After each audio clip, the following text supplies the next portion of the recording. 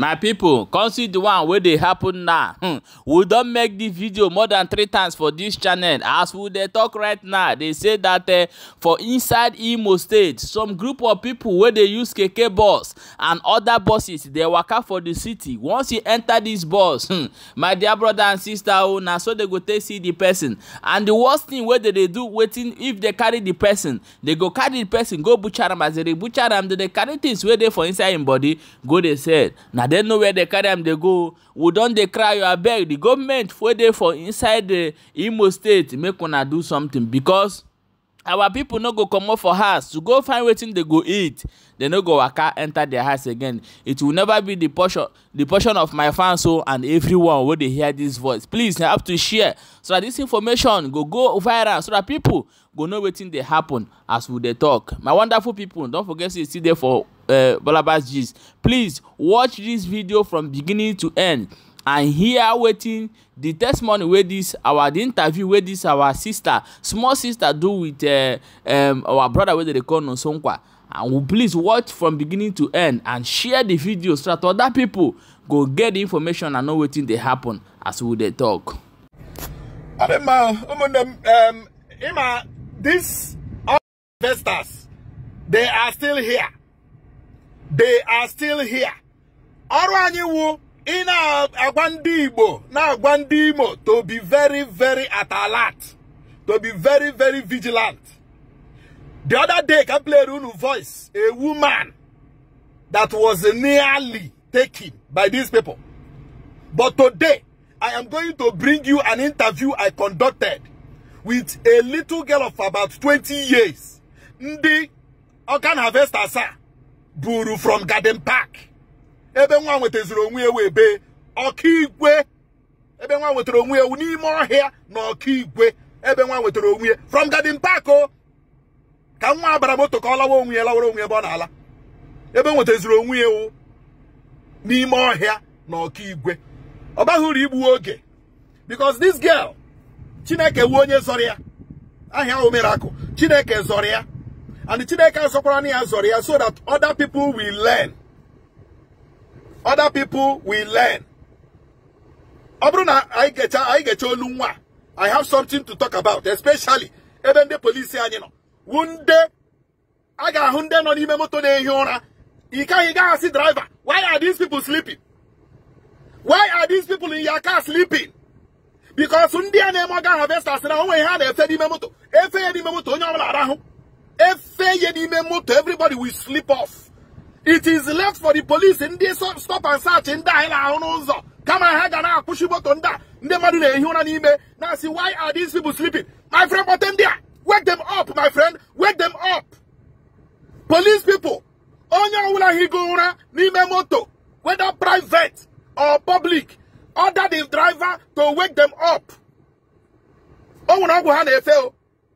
Every day we will be exposing their tactics so that people are going to hear them. Now let me play the interview with this little girl survivor now. Just listen very attentively. Saturday around to Kamshino no puta Makalana meme POS and meme 191 POS. Then network the POS agaga. So ma was a mom say Gamga Rosalebe Obin MCC ebe wedra Gamganya the PS come on me. They may she say na put as a baze bike ebim side buru pushes in that Urugu market baze moto Garden Park. How pushes in na Garden Park. Moto wedra Nongane no digi. Okay. Ma bana moto even banu with one boy or chilo to sim campaign Samasiamba. Me do the na kokia shift is inside me do. Number motor him from Ghana 2 boys na 3 girls. Ma bata me have 4 girls no Ghana. I know more 2 girls are batazi. Motor use go share. But before I bow when driver no matter. Yeah, bow when driver no matter. Yeah, we are windscreen here. Where kasi for hishige the windscreen. The thing the isha start is a motor. Ayaga doesn't wait to see Shebe weather. You know, Nebema, Gakotam. On a neighbor. They use a Anu Pamu. Him was a yeah, way because a gym time, I charge my phone and my hand. But then my I need to be down here midnight. Maybe it is in hotels when no 2 room or one animal longer. Oh, why, Monday, Jean, Monday, Mandani, no chat. There's a car. I know my own one or team, but the woman they call no long gun fire everything because so I am mutan.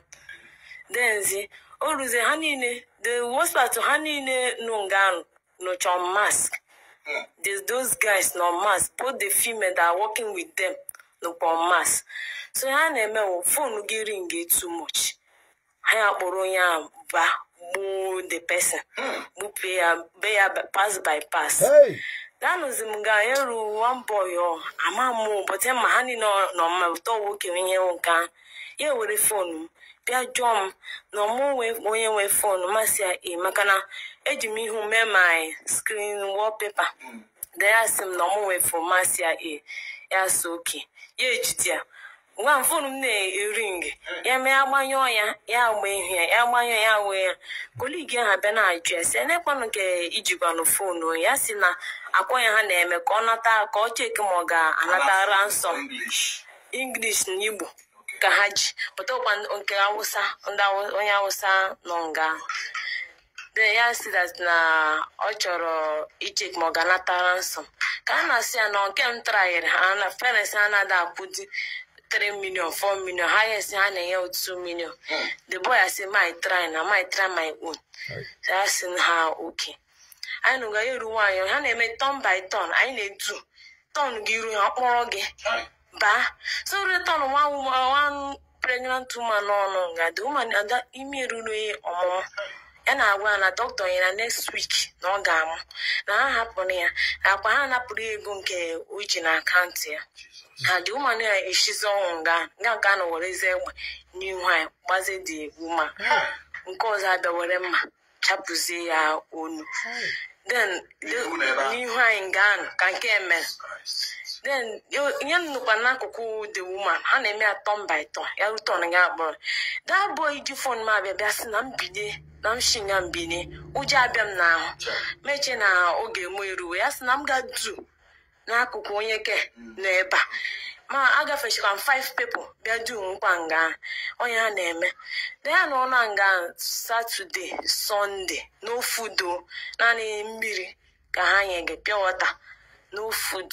The rules are on Monday evening. They were a jump now.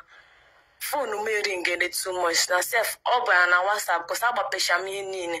Ego na my POS na canton because I'm not a access bank. We draw ego jeme business. Then how you nana my ATM card simple happy haji POS and care. Meti pin. Hey we draw cha ego. So there are some now they can family they are hoping on me because one message on WhatsApp na kama hu ezube kama shi popata monga na hu ya adiboke ma we yes na family omu aka ha lege anya na tinye me mota mamuta the chef say mommy mama ga nwuta na echi ya so chota hu the way I say no okay na so bad o ga kwa bia puta ha ozo bia juokwa m na nyochi bamo no ga happen on Monday evening, Tuesday morning. Go ga happen. No chi ga delivery. You go juju na man go shisha no po pass.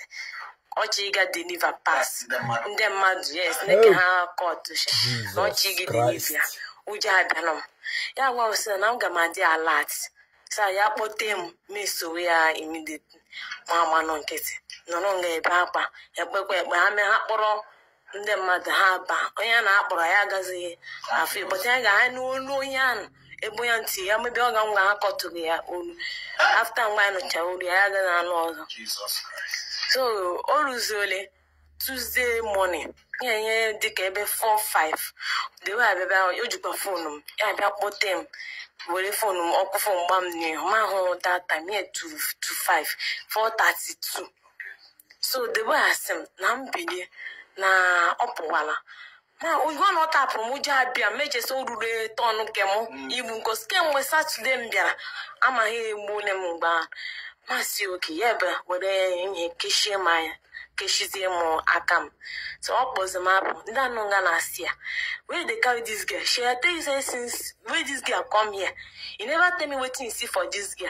That's why they not know. Say the girl talk say she want poo. My is gonna say, what of toilets waiting for that room waiting there. I say a toilet don't full.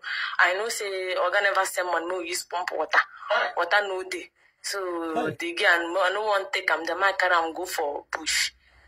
Yeah, boy, I'm na moto. I am a very long journey. Yeah, ma kishimaya. Ama mebe hapo ma agaga. Yeah, lot Tuesday. Oh yeah, no ya buka mass. Yeah, mepe moto. Kitu maka. When 1,000 I am still, I don't know you. You don't know me. Yes, I'm sure we mu. Lawa cho we lawa. Ma lot Tuesday. Who's mo? No kiwe. Kamu chato wanya hapo from Garden Park. No kiwe roundabout. Yes. Ma juwaze nde mmadụ mere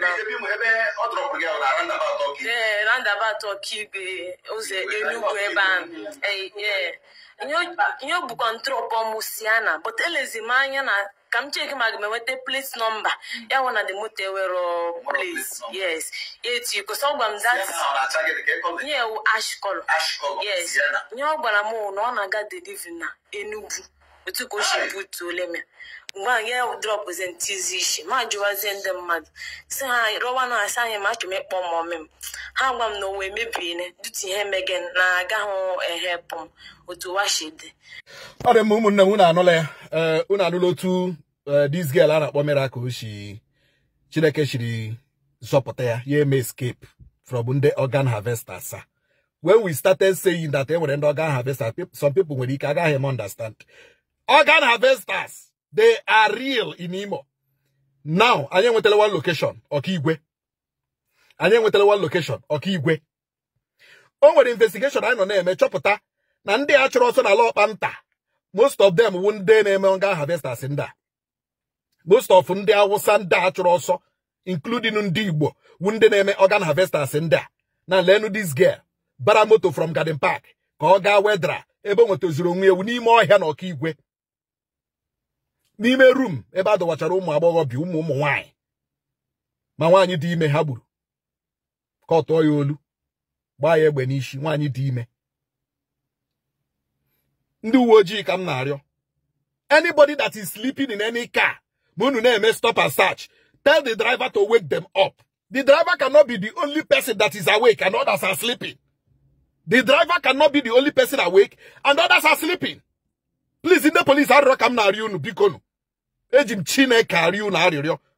Onye wala higo na n'ime moto or private or public.